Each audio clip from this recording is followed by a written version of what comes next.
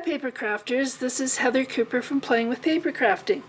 And there's nothing like a new technique to get your mojo going again. Now this isn't a new technique, it's a new to me technique. Now that we have our glossy white cardstock back again, it's one that I hadn't seen before, but it makes the most beautiful background. It's called the polished stone technique. And I wanted to show you how to do that today. So you can use cotton balls, but I can't stand the touch of cotton balls on my fingers. I know there's a lot of people in the same boat, so I'm just using these cotton makeup pads, and they work just as well. So you'll need cotton makeup pads, you'll need the glossy cardstock, you'll need some reinkers in lighter shades, and some rubbing alcohol. So I'm going to do a couple of backgrounds just to show you, but you can experiment with a lot of different colors and see what you like. For the first one, I'm going to use a Pink Pirouette, So Saffron, and Soft Sky. So the first step is to get one of the cotton pads soaked in the rubbing alcohol. So I got quite a bit on it. And then I'm just going to add some drops of reinkers. So I'm starting with the lightest one, the Pink Pirouette. Then I'm adding a few drops of So Saffron. And 1 or 2 drops of the Soft Sky, just as an accent.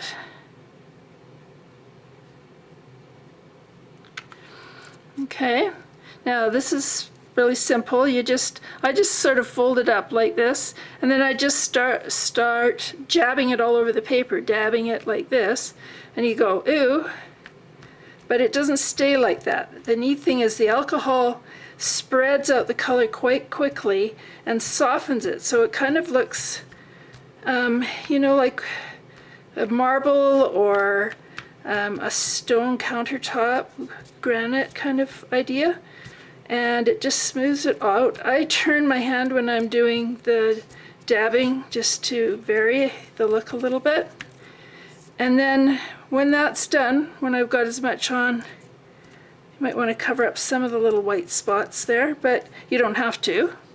Then I take the other pad and I just dab up the little puddles where it's really wet, and then I let that dry. I speed up the drying a little bit using my heat tool, and then I can use it more quickly. I don't have to wait. But I'll let it dry while I do the other combination. So for this one, I'm going to use Pool Party and Pear Pizzazz. So start with the Pool Party.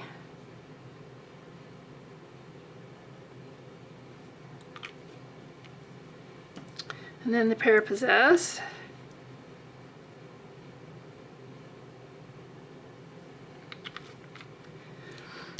And then just bunch it up. If you don't like your fingers getting messy, you might want to wear gloves for this. My fingers are always messy. They've always got ink on them, so this is nothing new. Isn't that pretty? Every card, every background will be different, a little different. It's one of those techniques where you don't get the same result every time. This one, I just really love this combination. And then just take the other cotton pad and just dab it on there to just dry up the puddles.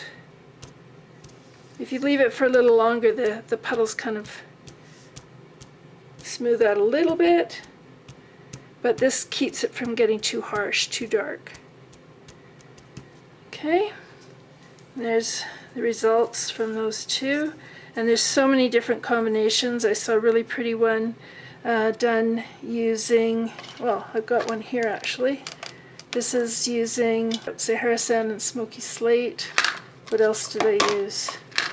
Oh, I used Lemon Lime Twist and Pool Party on this one. That was kind of a neat one.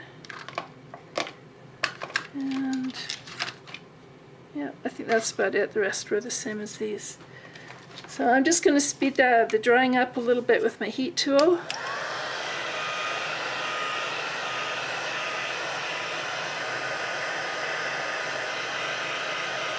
You want to make sure that they're really dry before you start stamping on them.